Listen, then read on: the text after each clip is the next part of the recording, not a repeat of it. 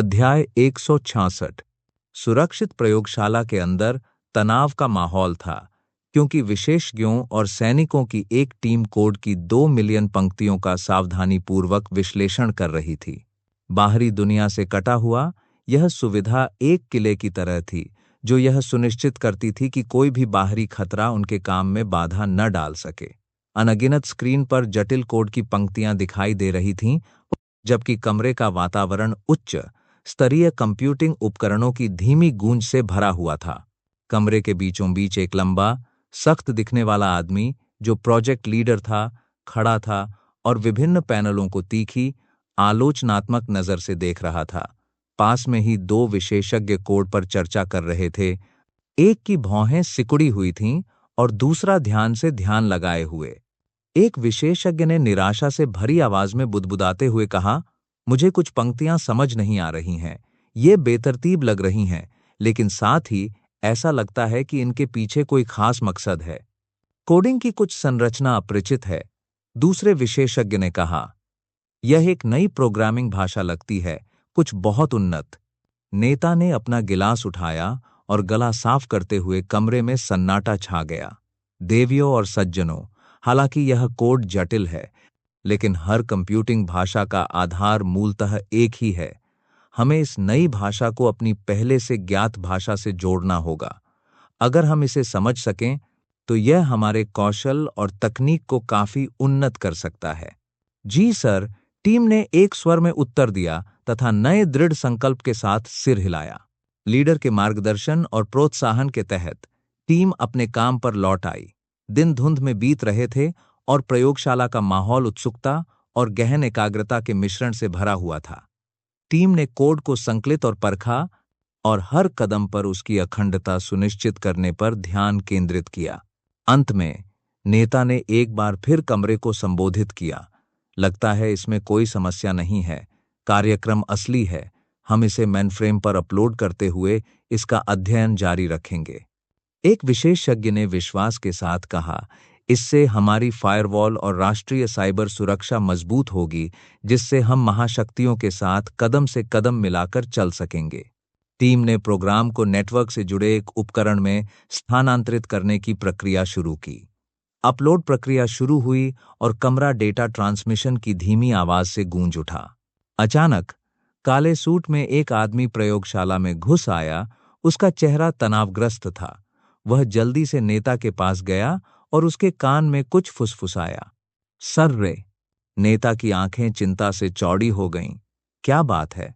Agent का चेहरा गंभीर हो गया और उसने फुसफुसाते हुए कुछ कहा, जिससे नेता की भौहें तन गईं। सोनालिया मुसीबत में है। उस लड़की ने अब क्या किया? जैसे ही एजेंट ने अपनी बात जारी रखी, उस व्यक्ति का व्यवहार एकाग्रता से चिंताग्रस्त हो गया। एजेंट ने उदासीन मुस्कान के साथ स्थिति का विवरण देना जारी रखा, लेकिन स्थिति की गंभीरता को स्पष्ट रूप से व्यक्त किया। मुझे सूचित करते रहो, सर्रे ने दृढ़ स्वर में निर्देश दिया। जैसे ही ब्रीच प्रोटेक्टर प्रोग्राम लागू हुआ, इसके उन्नत और परिष्कृत एल्गोरिदम ने तुरंत ऑरोरा से एक सुरक्षित एन्क्रिप्टेड कनेक्शन स्थापित करना शुरू कर दिया। यह कनेक्शन इतना गुप्त था कि इसने सभी मानक पहचान प्रणालियों को दरकिनार कर दिया, जिससे यह सुनिश्चित हो गया कि लैब में साइबर सुरक्षा विशेषज्ञों की नज़र में इसकी उपस्थिति न आए। ब्रीच प्रोटेक्टर के छिपे हुए कोड में उन्नत अस्पष्टीकरण तकनीकों का इस्तेमाल किया गया था। शुरुआत में सौम्य या दूषित डेटा के रूप में दिखाई देने वाले कोड के खंडित टुकड़े अपनी संरचना को सहजता से बदलने लगे। यह परिवर्तन गतिशील बहुरूपता के माध्यम से प्राप्त किया गया था, जिससे कोड वास्तविक समय में स्वयं को पुनः कॉन्फ़िगर कर सकता था और पारंपरिक सुरक्षा प्रोटोकॉल द्वारा किसी भी पहचान से बच सकता था। इस प्रोग्राम में एन्क्रिप्शन की कई परतें थीं जो इसके वास्तविक उद्देश्य को छुपाती थीं, और इसमें डेटा एक्सफिल्ट्रेशन मॉड्यूल एकीकृत थे जो गुप्त रूप से जानकारी चुराते थे। जैसे ही ब्रीच प्रोटेक्टर पूरी तरह से एकीकृत हुआ, क्वांटम कंप्यूटर की स्क्रीन टिमटिमा उठी। ऑरोरा के इंटरफेस से पिंग्स की एक श्रृंखला गुजरी, जो डेटा के सफल प्रसारण का संकेत दे रही थी। सूचनाओं का यह तेज प्रवाह रोमांचक और भयावह दोनों था, जिससे पता चल रहा था कि इस कार्यक्रम की पहुंच कितनी दूर तक फैली हुई है। औरोरा जब डेटा के प्रवाह पर नजर रख रही थी तो प्रयोगशाला में एक आनंदमय, सुकून देने वाली हौंसी गूंज उठी। हालांकि यह ध्वनि अशरीरी थी, फिर भी इसमें विजय और संतुष्टि का भाव था। तो उन्होंने अंततः इसे अपलोड कर दिया है। हे, अब मैं सब कुछ ट्रेस कर सकता हूं। रुको, क्या यह सिर्फ सरकार को ही नहीं भेजा गया था? फिर ये इतने सारे परिवारों के हाथ में क्यों है? दिलचस्प बात है। ऐसा लगता है जैसे उनके लोग पहले से ही हर जगह फैले हुए हैं। मुझे काम पर लग जाना चाहिए। मुझे यकीन है कि सर यह सुनकर बहुत खुश होंगे।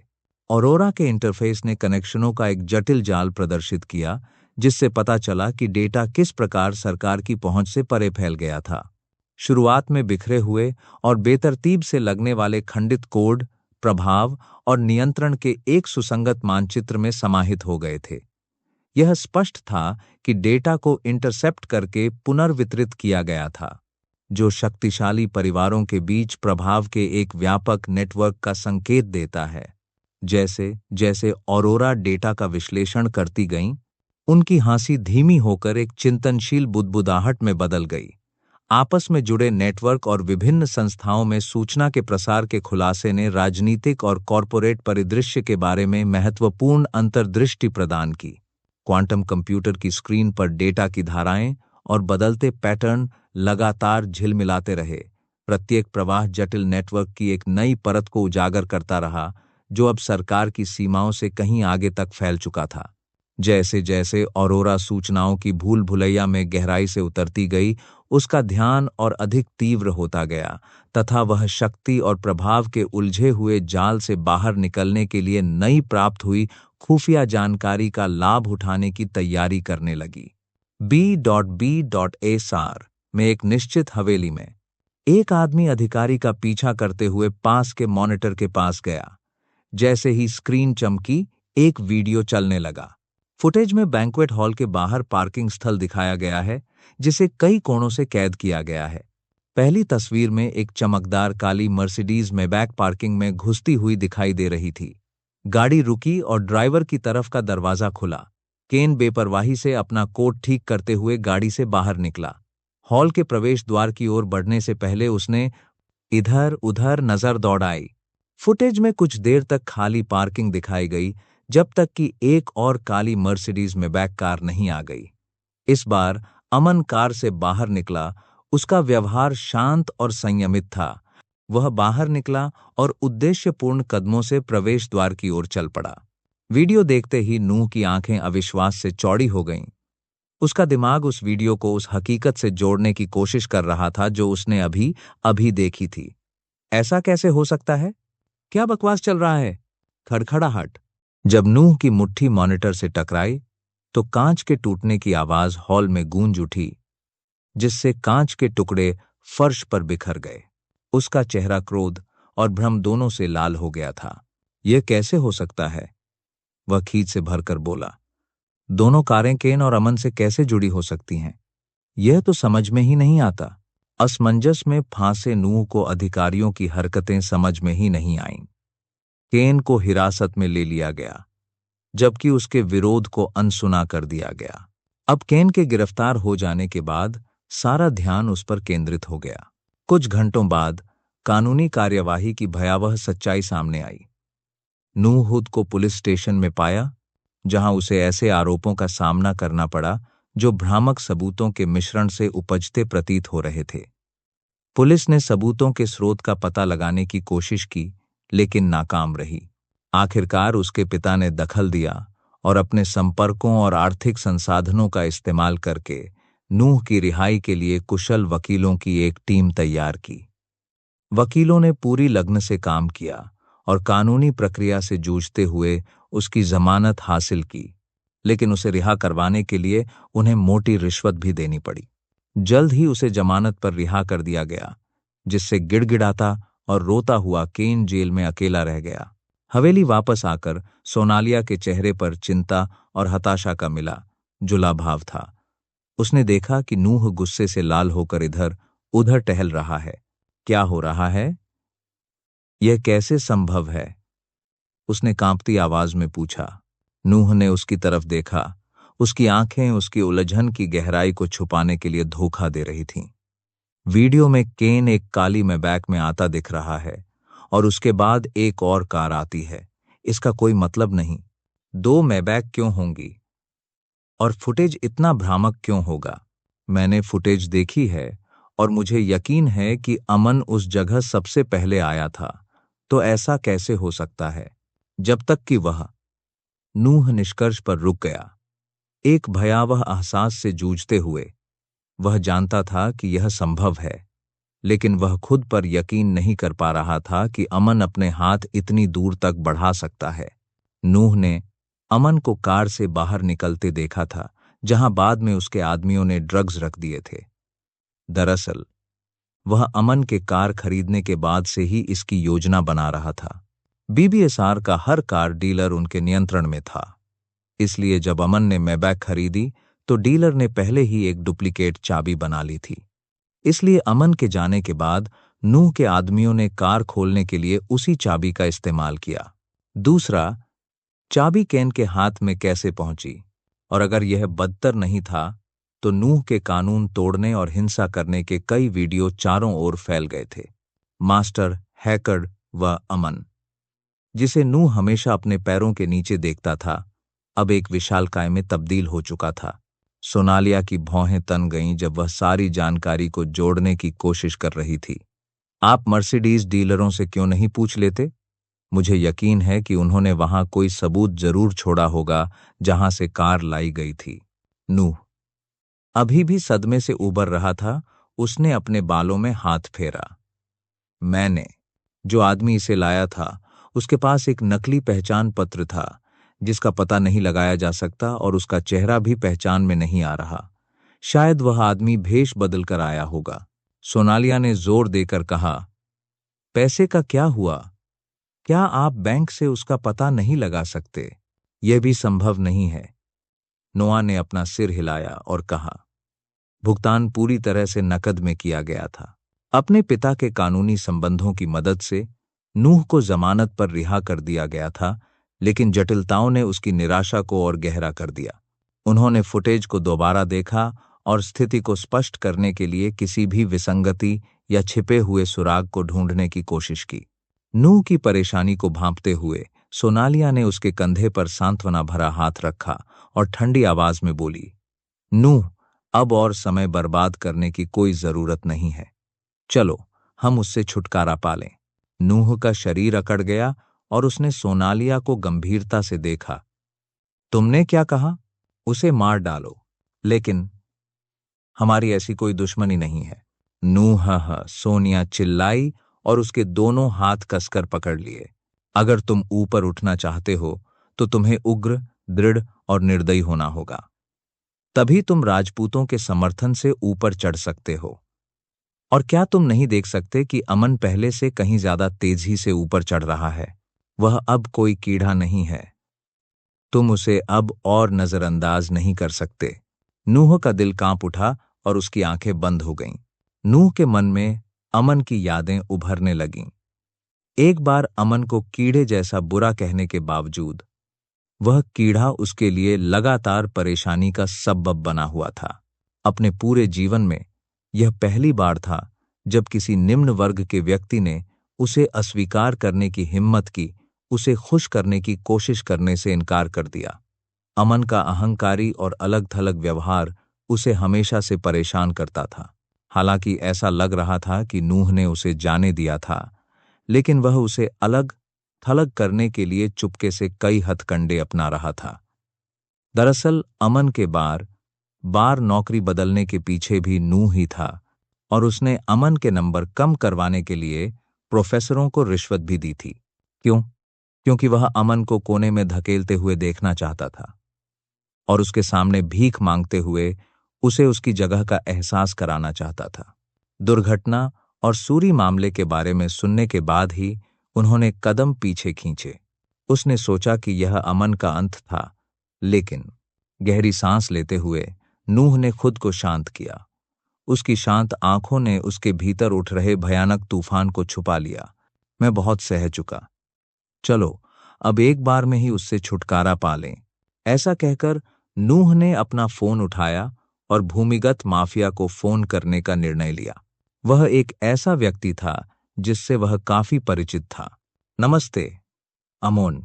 शहर के बाहरी इलाके में स्थित एक बार में, जहां हर सतह पर गंदगी फैली हुई थी और हवा बासी बियर और धुएं की गंध से भरी हुई थी, एक धुंधले कोने में एक हट्टा कट्टा आदमी लकड़ी की मेज पर बैठा पानी पी रहा था। उसका खुरदुरा चेहरा एक घिसी हुई टोपी के नीचे छिपा हुआ था और उस पर पड़ रही हल्की रोशनी उसके गाल पर एक लंबा निशान दिखा रही थी। आदमी का फोन मेज पर बज उठा। उसकी स्क्रीन पर नोहा नाम चमक उठा। उसने उस पर नजर डाली और रूखे स्वर में जवाब दिया, आमोन यहां है। हेलो अमोन।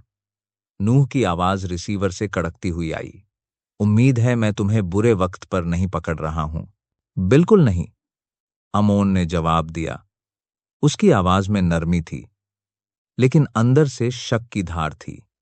आपसे सुनकर हमेशा खुशी होती है सर नूह। मैं आपके लिए क्या कर सकता हूं? नूह का स्वर गंभीर हो गया। मेरे पास तुम्हारे लिए एक काम है, ऐसा काम जिसके लिए तुम्हारी विशेषज्ञता की जरूरत है। अमोन ने भौहें उठाईं। आगे बढ़ो। अमन नाम का एक आदमी है। वो बहुत परेशान करने वाला हो गया है और मुझे उससे निपटना है। तुम इसका ध्यान रखो और तुम्हारे लिए एक बड़ा इनाम रखा जाएगा। मैं एक ऐसी रकम की बात कर रहा हूं जिसे तुम मना नहीं कर सकोगे। अमोन की आंखें सिकुड़ गईं। और हम कितने की बात कर रहे हैं? नूह की आवाज शांत लेकिन दृढ़ थी। 20 करोड़ रुपए नकद आपके दरवाजे पर पहुंचा दिया जाएगा। अमोन की आंखें चौड़ी हो गईं।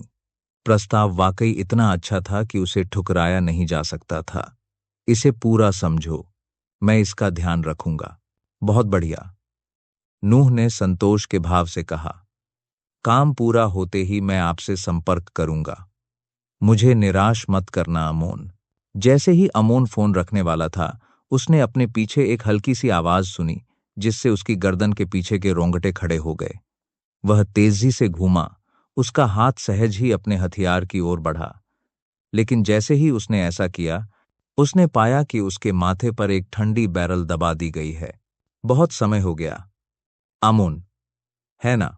पीछे से एक डरावनी आवाज आई, बिल्कुल उसके सिर पर पड़े बैरल जितनी ठंडी। आमोन, मेरा सुझाव है कि तुम फोन रख दो और अपने अगले कदम के बारे में सोचो।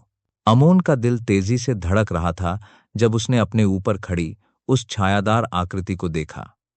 उसके दिमाग में कई संभावित परिदृश्य घूम रहे थे, लेकिन बंदूक सिर पर स्थिर रखे होने के कारण अमोन जानता था कि उसके अपने अनजान प्रतिद्वंदी पर काबू पाने की संभावना बहुत कम है।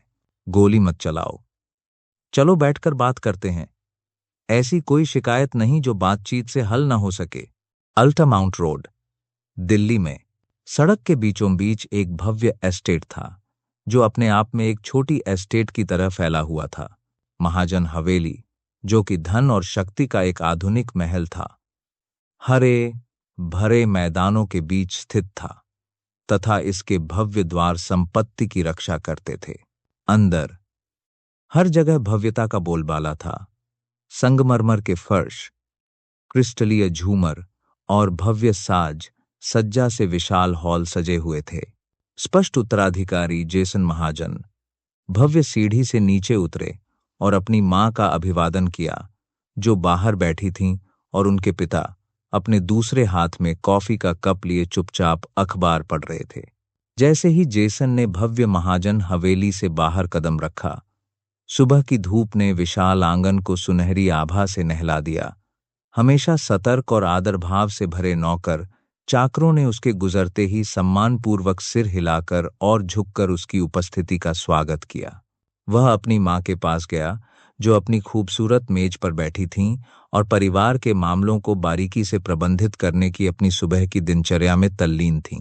अपने बेटे का अभिवादन करते समय उनकी मनोहर मुस्कान धीमी पड़ गई, यद्यपि उनकी आंखों में चिंता की झलक साफ दिखाई दे रही थी। गुड मॉर्निंग मॉम, जैसन ने अभिवादन किया और उसके पास रुकते हुए एक सहज मुस्कान बिखेरी। गुड मॉर्निंग जैसन, उसने गर्मजोशी से जवाब दिया। उसकी नजर कुछ देर के लिए स्क्रीन से हट गई, पास ही उसके पिता एक आलीशान कुर्सी पर आराम से बैठे, अखबार पलटते हुए आराम से कॉफी की चुस्कियां ले रहे थे। जब जेसन ने उन्हें स्वीकार किया तो उन्होंने पिता के गर्व से अपने बेटे की ओर देखा। बेटे, सुबह अच्छी हो? जेसन ने पूछा। उसकी आवाज में उत्सुकता और उत्साह का मिला जुला भाव था। आज इतनी सुबह? सुबह तुम कहाँ जा रहे हो? आगे और भी रोमांचक योजनाएं हैं? उसकी मां की प्रतिक्रिया तीव्र थी। क्या? उसने जेसन को कड़ी नजर से देखते हुए तेजी से कहा। मुझे उम्मीद है कि तुम अब और कोई परेशानी खड़ी करने की नहीं सोच रहे होगे। जेसन अपनी मां के सुरक्षात्मक स्वर पर हंस पड़ा, जो उनके बीच एक परिचित नृत्य था। बिल्कुल नहीं मां। उसने अपनी मां के चिंतित चेहरे को देखकर थोड़ा सा हंसते हुए उन्हें आश्वस्त किया। मैं बस एक बिजनेस आइडिया पर काम करने जा रहा हूं। तुम बहुत ज्यादा चिंता करते हो। मैं अब बच्चा नहीं रहा। उसकी मां के चेहरे पर थोड़ी नरमी आई। उनकी आंखों में गर्व और चिंता का मिला जुला भाव साफ दिखाई दे रहा था। यह देखकर अच्छा लगा कि तुम चीजों को गंभीरता से ले रहे हो, उन्होंने दृढ़ता से कहा।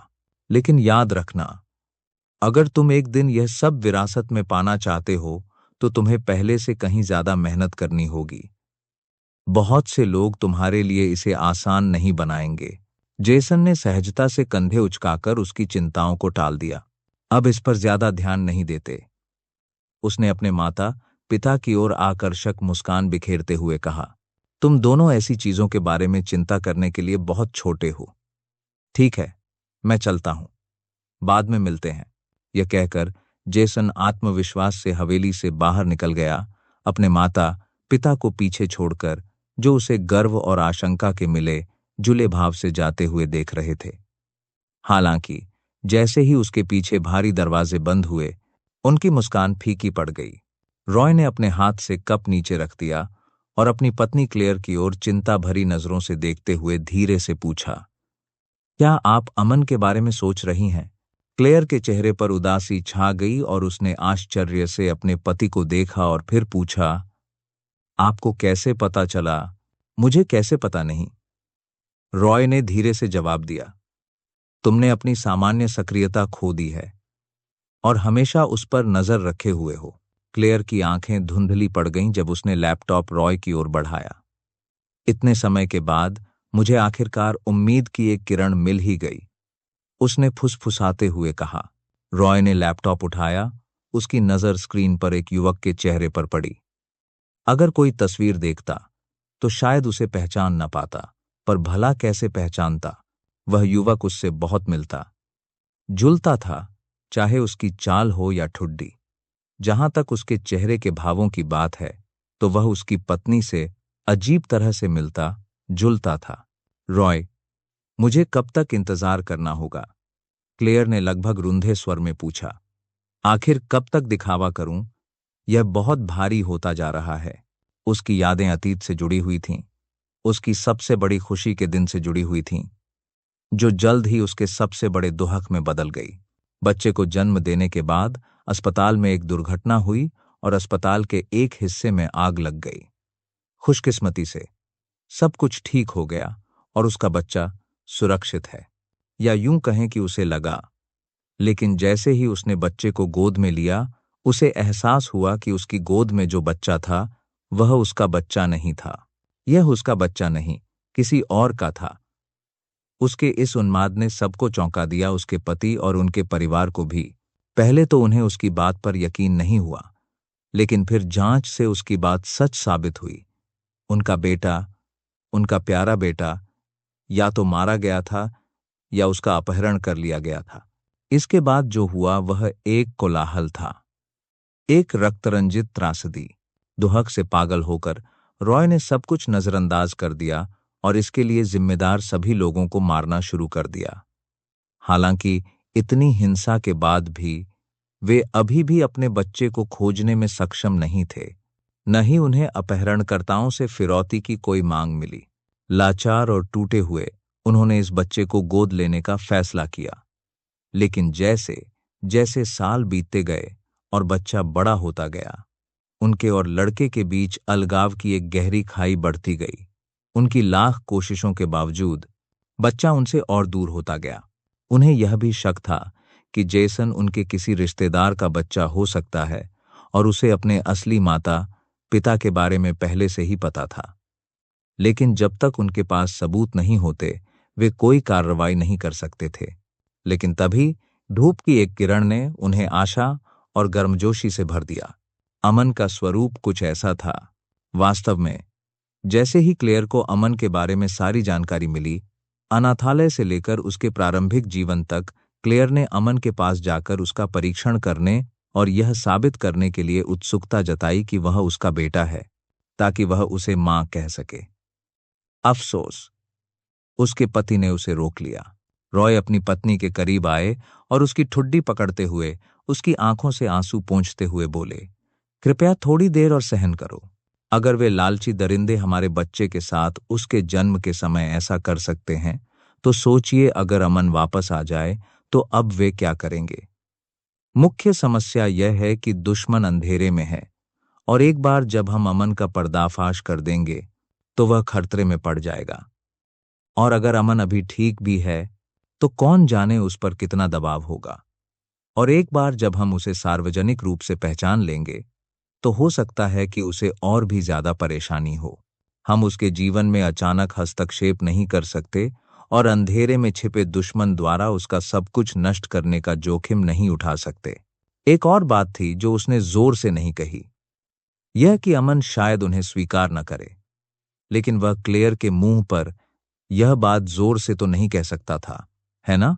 मैं आपसे वादा करता हूं, मैं सब कुछ साफ कर दूंगा और उसे वापस लाऊंगा।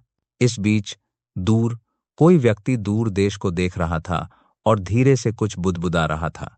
अच्छा ऐसा है। विशाल महासागर फीके रंगों वाले आकाश के नीचे अंतहीन रूप से फैला हुआ था। क्षितिज धुंधलके में धुंधलका हो रहा था। एक विशाल क्रूज जहाज शांत पानी को चीरता हुआ आगे बढ़ रहा था। उसका चिकना शरीर शांत समुद्र को चीरता हुआ आगे बढ़ रहा था। डेक डूबते सूरज की कोमल सुनहरी आभा में नहाया हुआ था, जिसकी लंबी परछायां पॉलिश किए हुए लकड़ी के फर्श पर पड़ रही थीं। हल्की हवा हवा में फुसफुसा रही थी, गमलों में लगे ताड़ के पत्तों को सरसरा रही थी और अपने साथ समुद्र की नमकीन खुशबू ले जा रही थी। जहाज के पतवार से टकराती लहरों की लयबद्ध लहरें उस शांत शाम को एक सुकून देने वाली, लगभग सम्मोहित करने वाली ध्वनि प्रदान कर रही थीं। डेक पर रेलिंग के पास एक आदमी कैजुअल बीच ड्रेस पहने चुपचाप खड़ा था। उसकी कमीज उष्णकटिबंधीय रंगों का चटकीला मिश्रण थी और हवा में हल्के से लहरा रही थी, जबकि उसकी नेवी शॉर्ट्स समुद्र में सुकून भरी शाम के लिए बिल्कुल उपयुक्त थीं। गहरे रंग के धूप के चश्मे ने उसकी आंखों को ढक रखा था और उसका रुख शांत लेकिन प्रभावशाली था, जो उसके आत्मविश्वास का संकेत दे रहा था। उन्होंने एक हाथ में कॉकटेल पकड़ी और धीरे धीरे घूंट भरते हुए उस ताजा मिश्रण का स्वाद लिया। उसकी समझ से परे अभिव्यक्ति क्षितिज पर स्थिर रही, मानो वह किसी दूर अदृश्य रहस्य पर विचार कर रहा हो। जैसे जैसे सूरज नीचे की ओर डूबता गया, दुनिया को नारंगी और लाल रंग में नहलाता गया। वह आदमी धीरे से बुदबुदाया। हल्की हवा के बीच उसकी आवाज फुसफुसाहट से थोड़ी अधिक थी। अच्छा ऐसा है।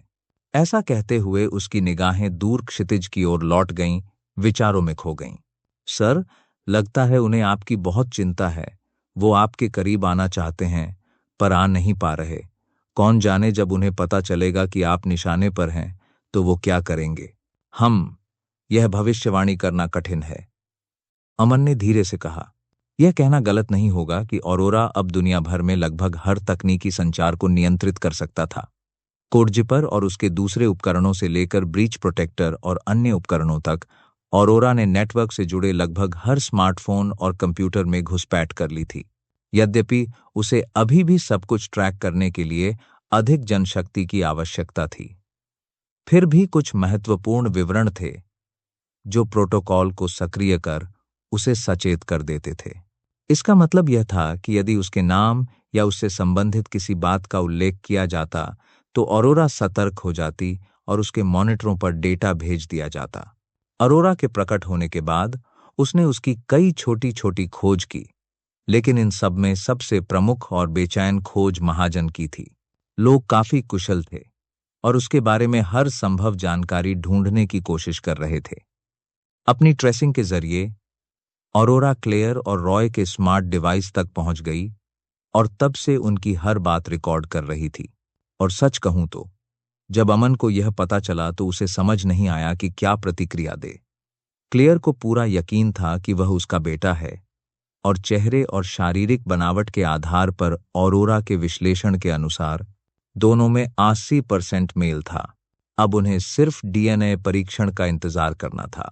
हालांकि वे अपने दुश्मनों से डरते थे और झिझकते थे, इसलिए नहीं चाहते थे कि उस पर कोई असर पड़े। अमन क्लेयर के स्नेह को प्रत्यक्ष रूप से देख सकता था। वह हमेशा उसकी तस्वीर अपने पास रखती थी और आंसुओं के साथ माफी मांगती थी। वह उसके जाने से सचमुच बहुत दुखी थी और जितना अधिक वह उसे परेशान देखता उतना ही अधिक वह किसी कारणवश असहज महसूस करता। हाँ, दुश्मन सचमुच समस्यामूलक है। हाँ, और मुझे पूरा यकीन है कि जिस आदमी से अमित शर्मा ने बात की थी उसका भी इसमें हाथ था। अमित शर्मा को भी यह बात पता होगी। फिर भी यह यकीन करना मुश्किल है कि आज के जमाने में कोई इतने पुराने कीपैड वाले फोन से बातचीत कर रहा होगा। हाँ, वो व्यक्ति बहुत ज्यादा सतर्क है। फोन में कैमरा भी नहीं था, न ही वो उसे अपने साथ ले गया था। मुझे लगता है कि वो व्यक्ति आय क्षमता से भी डरता है। क्या यह बहुत ज्यादा सावधानी नहीं है? ऑरोरा बोली। उसकी आवाज में अविश्वास झलक रहा था। अरे अमन, तुम कब तक ऐसे ही खड़े रहोगे? लेकिन तभी अमन की सोच की धारा उसके हाथ पर एक हल्के से झटके से टूटी। उसने मुड़कर देखा तो सूरी उसके बगल में खड़ी थी। उसके चेहरे पर चिंता के भाव थे और उसके होंठ शरारती अंदाज में मुड़े हुए थे। अरे अमन, तुम कब तक ऐसे ही खड़े रहोगे? उसने शरारती मुस्कान के साथ चिढ़ाते हुए कहा। सूरी ने हल्के नीले रंग की एक हल्की लहराती हुई पोशाक पहनी थी जिस पर नाजुक पुष्प पैटर्न बने हुए थे जो हल्की हवा को पकड़ रहे थे, तथा कपड़े उनके चारों ओर लहरा रहे थे जिससे उनका तनाव मुक्त और लापरवाह व्यक्तित्व और भी निखर रहा था। वह बहुत अच्छी लग रही थी, जैसे सुबह की धूप में धूप सेंक रहा कोई सूरजमुखी का फूल। आप बहुत देर तक विचारों में खोए रहे, उसने आगे कहा और उसे जहाज के डेक की ओर ले गई जहां शाम का उत्सव पूरे जोरों पर था। चलो, छुट्टियों का समय हो गया है। तुम्हें छोटी छोटी बातों की चिंता छोड़ देनी चाहिए। ऐसे घटिया चेहरे बनाकर पार्टी का मजा किरकिरा मत करो। तुम्हारा क्या मतलब है? बेकार अभिव्यक्ति। मैं तो बस प्रकृति की सुंदरता का आनंद ले रहा था, अमन ने जवाब दिया। मैं इस बात पर यकीन करूंगी? सूरी ने आंखें घुमाई। जैसे ही वे डेक पर पहुंचे, दृश्य गर्मियों के आनंद का एक मनोरम दृश्य था। सैम ग्रिल पर था। उसके कुशल हाथ तरह तरह के मीट को बड़ी मेहनत से पलट रहे थे। ग्रिल्ड स्टेक और बर्गर की लजीज खुशबू हवा में फैल रही थी जो समुद्र के नमकीन स्वाद के साथ घुल मिल रही थी। सेलेना पास ही खड़ी थी और बड़ी मेहनत से ताज़ा सलाद और साइड डिशेज तैयार कर रही थी। मारिया ने खुद को एक बड़े से समुद्र तट के आराम कुर्सी पर आरामदेह जगह ढूंढ ली थी। उसकी आंखें संतुष्टि से आधी बंद थीं और वह धूप में लेटी हुई थी। उसकी बीच बीच में होने वाली बड़बड़ाहट उसके आस पास के आम उल्लास में खो गई थी। इस बीच ऊर्जा से भरपूर एलिना डेक पर इधर उधर दौड़ रही थी। उसकी हंसी कुछ दूसरे मेहमानों के साथ टैग खेलते हुए गूंज रही थी। सूरी अमन को प्लेटों और गिलासों से सजी एक मेज पर ले गई। माहौल खुशनुमा और खुशनुमा था। उसने अमन को धक्का देकर अपनी सीट पर बिठाया और गर्मजोशी से मुस्कुराई। सब लोग खूब मजे कर रहे हैं, सूरी ने खुश चेहरों पर नजर डालते हुए कहा। काश आर्या भी हमारे साथ आ जाती, उसे बहुत अच्छा लगता। अमन ने हल्के से सिर हिलाया और आसपास के नज़ारे को देखते हुए उसकी मुस्कान फीकी पड़ गई। शाम की गर्माहट और सच्ची दोस्ती ने धीरे धीरे उसका उत्साह बढ़ा दिया था। उनके आगमन को देखकर सैम ने जोर से हंसते हुए कहा, अमन, सूरी, आओ, इस मांस में से कुछ ले लो, इससे पहले कि यह सब खत्म हो जाए। सेलिना ने ताज़ा सलाद का कटोरा रखते हुए कहा और मेरी बनाई नई ड्रेसिंग को आजमाना मत भूलना। यह एक गुप्त नुस्खा है, मारिया ने बिना सिर उठाए बुदबुदाया। जब तक हो सके तुम सब इसका आनंद लो। मुझे नहीं लगता कि यह आदमी हमें जल्दी ही कोई छुट्टी देगा और हमें जी जान से काम करवाएगा। अगले ही पल एलिना ने कबाब का एक निवाला लिया और हंसते हुए बोली, समुद्र कितना शांत है, काश हम यहां और ज्यादा समय तक रुक पाते। अमन धीरे से हंसा, उसके चेहरे पर एक दुर्लभ मुस्कान उभर आई। जैसे ही वह शाम की सहज लय में आराम करने लगा, दिन भर की दूर की चिंताओं को दूर जाने दिया, भले ही एक पल के लिए। रात के आसमान की विशाल छतरी के नीचे झिलमिलाते तारों और अर्धचंद्राकार चांद से सजे सूरी और अमन जहाज के डेक के एकांत हिस्से में साथ बैठे थे। नीचे लहरों की धीमी सरसराहट और दूर से आती पार्टी की आवाजें एक शांत पृष्ठभूमि बना रही थीं। अपनी ठुड्डी को हाथ पर टिकाए सूरी ने अमन की तरफ देखा, जो क्षितिज पर केंद्रित था। डेक लालटेन की हल्की रोशनी में नहाया हुआ था, जिससे एक गर्म रोशनी पड़ रही थी जो समुद्र के ठंडे अंधेरे के विपरीत थी। आप यहां पार्टी का आनंद लेने नहीं आए हैं, है ना? सूरी ने पूछा। उसकी आवाज धीमी लेकिन जिज्ञासा से भरी हुई थी। अमन, जो पहले तो चुप रहा, ने अपनी नजर क्षितिज से हटा ली। उसकी आंखों में दूर के तारे दिखाई दे रहे थे। प्रतिक्रिया में उसके होंठों के कोने हल्के से फड़के और उसके बाद सूरी की हल्की सी खिलखिलाहट सुनाई दी। मुझे नहीं पता कि तुम क्या करने की योजना बना रहे हो, उसने अपनी बात जारी रखी। उसके स्वर में चिंता और चिढ़ाने का मिश्रण था। लेकिन अब तक तुमने जो तैयारियां की हैं, उन्हें देखकर मुझे यकीन है कि तुम कुछ जोखिम भरा काम करने की योजना बना रहे हो, है ना? अमन ने हल्की मुस्कान के साथ जवाब दिया। आप ऐसा कह सकते हैं, लेकिन यह उतना खतरनाक नहीं है जितना दिख रहा है।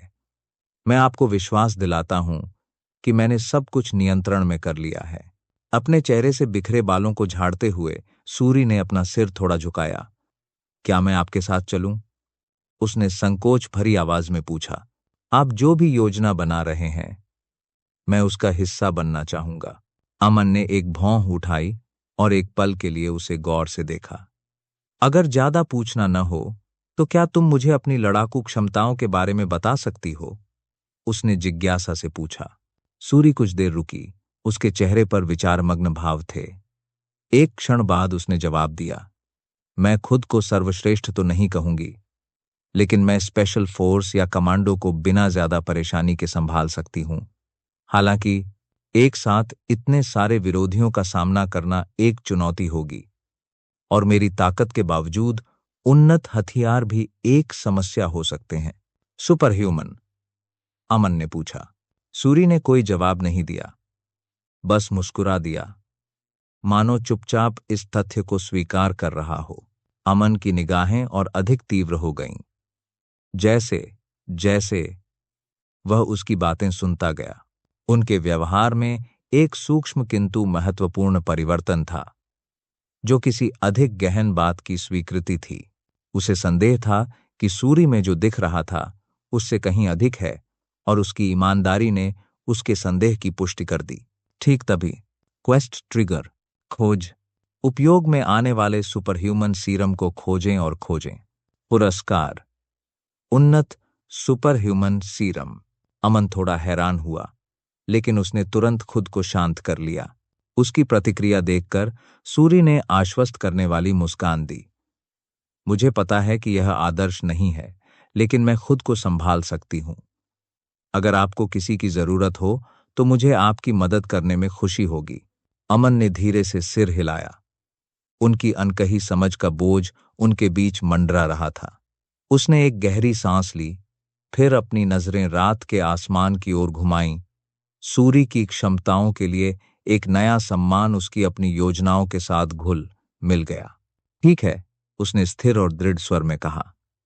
अगर आपको यकीन है तो मैं आपका साथ पसंद करूंगा। कभी कभी किसी भरोसेमंद व्यक्ति का होना बहुत मायने रखता है। जब वह तारों को देख रहा था, अमन की नजरें दूर देश की ओर चली गईं। दूसरे चरण को शुरू करने का समय आ गया है।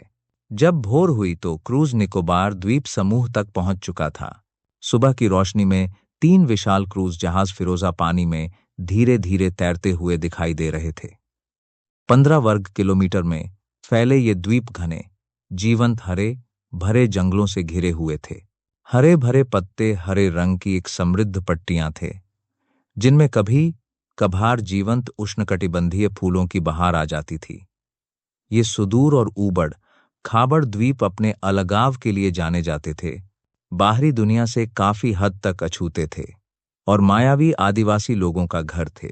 जैसे ही जहाजों ने तट के पास लंगर डाला, उनकी भव्य उपस्थिति ने उनके चारों ओर की अछूती सुंदरता के साथ एक विपरीत स्थिति उत्पन्न कर दी। अमन ने सरकारी सौदा हासिल कर लिया था और अब इन निजी द्वीपों का मालिक था, लेकिन कब्जा हासिल करना उसके लिए चुनौतियों से भरा काम था।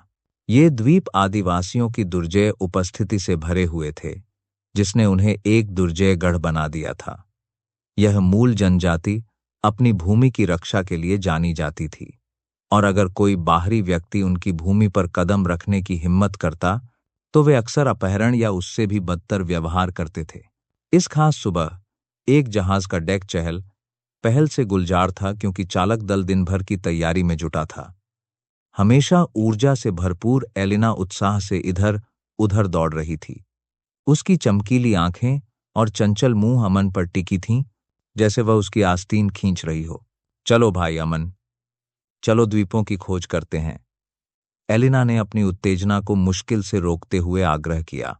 अमन ने अपना सामान्य संयमित व्यवहार बनाए रखते हुए धीरे से लेकिन दृढ़ता से अपना सिर हिलाया। आज नहीं एलिना, हम यहाँ एक खास काम से आए हैं और तुम्हारा इधर उधर भटकना सुरक्षित नहीं है। एलिना का चेहरा उतर गया और उसने झुंझलाहट में अपनी बाहें क्रॉस कर लीं। लेकिन तुम और सिस्टर सूरी क्यों जा रहे हो? लगता है तुम बस डेट पर जा रहे हो या कुछ और। तुम बदल गए हो। अब तुम मुझसे ज्यादा सिस्टर सूरी से प्यार करते हो। मुझे तुमसे नफरत है। छोटी बच्ची के अचानक फूट फूट कर रोने से सब हैरान रह गए और सूरी समेत क्रू ने अपनी हौंसी दबा ली। अमन के चेहरे के भाव नरम पड़ गए और वह एलिना के स्तर पर झुक गया। अरे एलिना, ऐसा नहीं है, उसने धीरे से कहा। हम वहां मौज मस्ती के लिए नहीं जा रहे हैं, हमें जरूरी काम है। उन द्वीपों पर यूं ही भटकना सुरक्षित नहीं है। वहां आदिवासी लोगों का कड़ा पहरा है। एलिना का मुंह बना रहा, लेकिन उसकी जिज्ञासा अभी भी बनी हुई थी। काम? कैसा काम? क्या मैं तुम्हारे साथ नहीं चल सकती?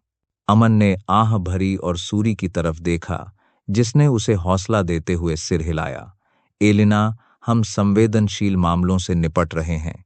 यह जरूरी है कि हम ध्यान केंद्रित रखें और सुरक्षित रहें। मैं वादा करता हूं, काम पूरा होने के बाद मैं तुम्हें किसी अद्भुत जगह का खास दौरा जरूर करवाऊंगा। एलिना की आंखें चौड़ी हो गईं, और हालांकि वह पूरी तरह से आश्वस्त नहीं थी, फिर भी उसने अनिच्छा से सहमति जताई। ठीक है, लेकिन जब तुम काम पूरा कर लो तो मुझे एक बहुत अच्छी कहानी सुनाना। अमन ने प्यार से उसके बालों में हाथ फेरते हुए हंसते हुए कहा। ठीक है, अब तुम भी क्यों नहीं दूसरों के साथ चली जाती? मुझे यकीन है कि वे द्वीपों के बारे में तुम्हारी उत्सुकता सुनकर बहुत खुश होंगे। जैसे जैसे सूरज ऊपर चढ़ने लगा, अमन, सूरी और उनकी टीम क्रूज जहाजों से उतरकर एक शानदार नाव पर सवार हो गए। वे अमन की प्रयोगशाला में डिजाइन किए गए उन्नत योद्धा सूट पहने हुए थे। इन सूटों में गद्देदार ब्रेसर और बुलेट प्रूफ सामग्री थी, और साथ ही सामरिक हेलमेट भी थे, जो दृष्टि को बेहतर बनाते थे और पूरी सुरक्षा प्रदान करते थे। एक संशोधित सूट जो मौजूदा तकनीक से कुछ साल आगे था। दरअसल मौजूदा तकनीक के साथ भी अमन जरूरत पड़ने पर आयरन मैन का सूट बना सकता था, लेकिन दोबारा सोचने पर उसे लगा कि यह जरूरी नहीं है, और अगर किसी ने इसे देख लिया तो कोई और मुसीबत खड़ी हो सकती है, और वह ऐसी मुसीबत में और समय बर्बाद नहीं करना चाहता था। इसके अलावा वीआर दुनिया में इस तरह के सूट को तैयार करने में अभी भी कुछ दशकों का शोध लग सकता है, क्योंकि इस तरह के सूट को विकसित करना उतना आसान नहीं था जितना लगता है।